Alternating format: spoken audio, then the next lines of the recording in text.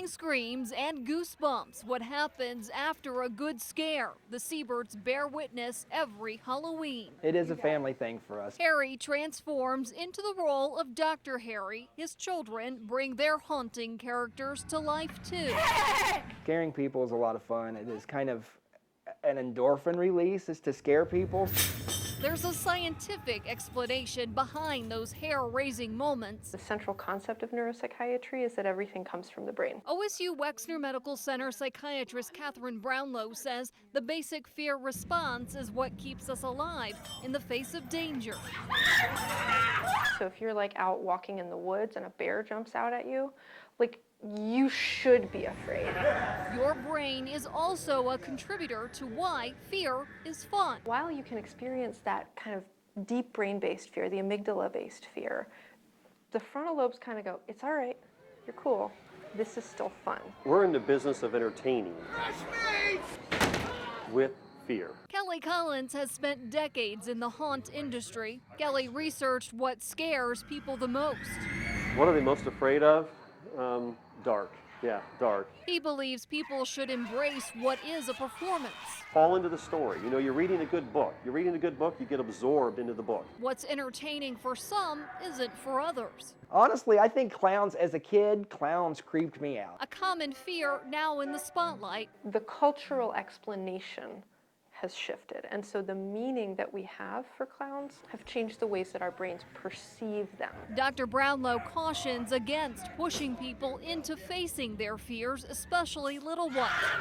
She says you don't want to create a long-lasting negative memory. Kids who are under age 7 really don't have a good perception between reality and imagination. So the monster under the bed still seems pretty real. To startle somebody, it's free, it's cheap, it gets you going a little bit. At the end of the day, they're the Seabirds until it's time to get back into character. When they walk through the doors and they're in costume, they knew that that's where they can be scary.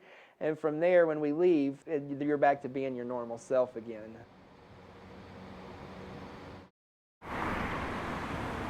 In the hustle and bustle of the city, there are many moving parts. The traffic, the cars. Plus, plenty of people walking and riding their way through rush hour traffic. But with space at a premium, eventually, everything comes to a stop. I'd love to ride my bike downtown because there's plenty of room, but there's no room to drive. Because now, with new bike lanes on 3rd and 4th, two of downtown's busiest streets, there's congestion and confusion. We're trying to get used to it. I'm sure once we do, it'll be okay. But right now, man, it's not doing too well in the mornings. Backing up traffic for commuters getting on and off the interstate. In some cases, it's downright dangerous. I'm scared I might get hit by a car because they would just be flying like early. Real fast. Michael Valentine rides his bike to work every day and cycles on the side of safety. I always see the cars driving in, the bike lane, so that's why I stay on. I'll ride the bike on the sidewalk like right now. We caught the driver of this Lexus using the bike lane as a personal bypass. And this rider making his way through an obstacle course of cars caught off guard by the new rules of this road. Two worlds colliding when it's all meant to merge, leaving some in a holding pattern. I'm pro-bike, first off, obviously, but I'm pro-traffic as well. So I'm in a conundrum.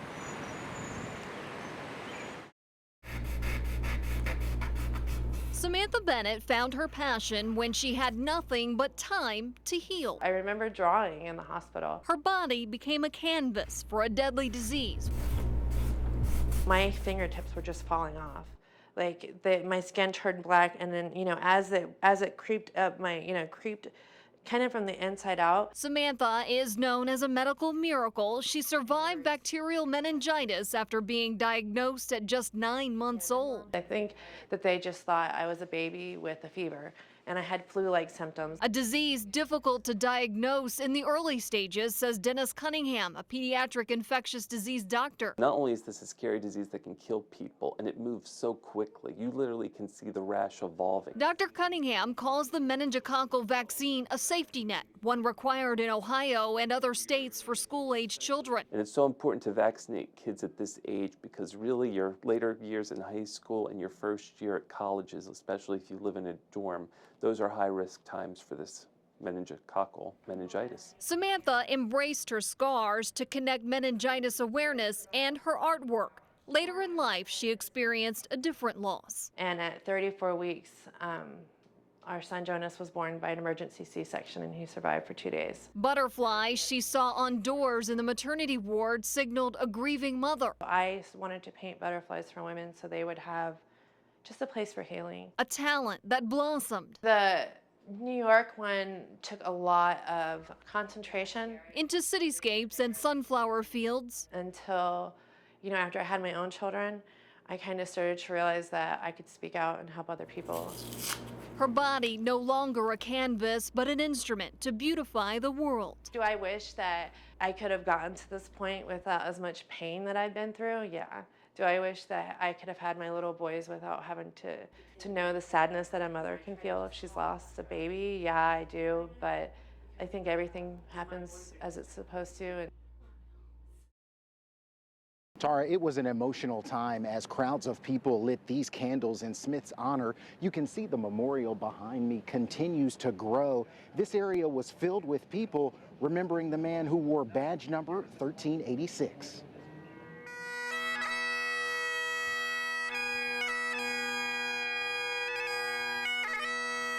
It's grace that allows us to get through difficult times. And that our brother Steve now shares in that light, that is victory over suffering and even the experience of death. As hearts grow heavy over Officer Steve Smith's passing, tonight the law enforcement community paid tribute, all wearing blue ribbons. He was a hero, and he's going to be very missed. He was a great officer. I know his son. His son is a great guy. The crowd lit candles for Smith, his fellow SWAT officers here too. SWAT Lieutenant Paul Ohl says he's humbled by the encouragement. It's great that services like this are organized because it does give people, not just police officers, but citizens, community members come out and show the support for Officer Smith's family. It's that comfort that hits home for fellow law enforcer Reverend Merv Brereton. 3 years ago, he came out and speak to some children in the west side of Columbus, and we always compliment one another on the service that he does. Smith's family and friends also at tonight's event, admiring flowers and mementos left for him at the memorial, a night filled with several tributes to a man who risked his life every day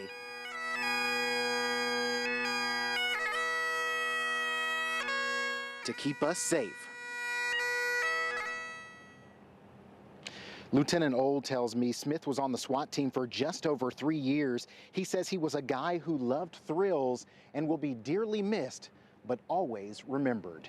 James Jackson, ABC 6 News. A flood of emergency crews raced to this Wendy's on West Broad Street in Franklinton. This after gunfire outside as the dinner crowd started to build inside. Linnell Haywood has worked at the Wendy's since April. It was spooky. I never expected something like this to happen. She wasn't on the clock when the gunfire began, but she had to come by just to check on her friends. One of my coworkers called me, and I was just like, oh my God. So I threw on a coat real quick and threw on some shoes and ran down here. Witnesses believe that the violence may have been the result of some type of retaliation. I got to right there in the middle of the parking lot. I heard all the shots. I seen him take off across the street. Only person I seen run. Police say 2 people were shot, 1 victim died. Others narrowly escaped. And a lady told me she was in the car with her children and she heard those shots and she told her kids to get down. Others say while there's been crime in the area, they never expected this. We deal with a lot of crazy people. Sometimes people get upset and, if we can't do what they want them to do, but it's just a rough neighborhood. Haywood's thoughts go out to the victims while her concerns for safety remain. But as far as her job, It's a joy, so I'll be back to work when I'm scheduled. From the blue ribbons wrapped around the tree trunks to the words of remembrance on the fence, the candles and flowers surrounding the painted rock, signs of support in Worthington are everywhere. 1, 2, 3, Wolves! Even on the volleyball court. They're very caring. They care about each other. Just one big family in the community. All of this after tragedy hit home. 19-year-old Courtney Fisher, a former star athlete, was killed. Her mother, 2 younger sisters, and 2 more girls on the water polo team, all critically injured when their van crashed on the way to a tournament. But in the midst of sadness, an idea was born. As soon as something happened, we said, what can we do? What can we do to help the family, show them that we care? And more than just the family, but the water polo team, too. There was other girls that weren't injured. They saw the accident. Like, we knew that they were hurting, so we wanted to do something. So we just jumped right in. The plan? To heal heavy hearts using hands and paper hearts. A project that started with the girls' volleyball team. So then we just have all these hearts up here. I think we've made about 50 hearts each day that we've done it. The love quickly spread from one team to another, with pictures and tweets from all around the world. It's been awesome. I mean, you look through that hashtag, every couple minutes there's a new post, and it just gets to you every time. And together, these girls have learned this is about much more than a hashtag. It's a heartfelt movement as they all face a long road ahead. At the end of the day, it's about family, and we are a family as a volleyball team, and we're a family as a Worthington community. So that's what it comes down to, and when you have to pick, you're gonna pick family every day. Talking and you are, but I want it to be even more, okay? From corner to corner, Georgetta Casnelli is a mom on a mission, armed here. Everywhere I go, 24/7. Here, and with knowledge about the man accused of shooting her daughter outside of the town pub exactly 1 month ago. Police have issued a warrant for Michael Cumberlander but have not been able to track him down. Now, he's also wanted by this frustrated mother who says everyone is at risk. Trigger happy.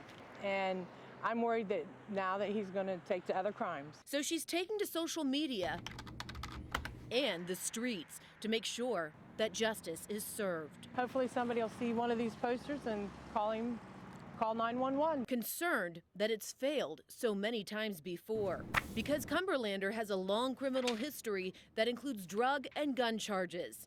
In 2011, he pleaded guilty to reduced charges in a cold case, admitting that he shot and killed a man in 2006. But he struck a deal with prosecutors and was sentenced to just 4 years. 4 years in prison for killing someone? Come on now. And they keep letting him back out over and over. Now as her daughter recovers from this debilitating wound, Georgetta is standing strong and sending a message. Fear not, the streets are winning because they make people afraid. I refuse to back down. In West Columbus, Jessica Ralston, ABC 6 News.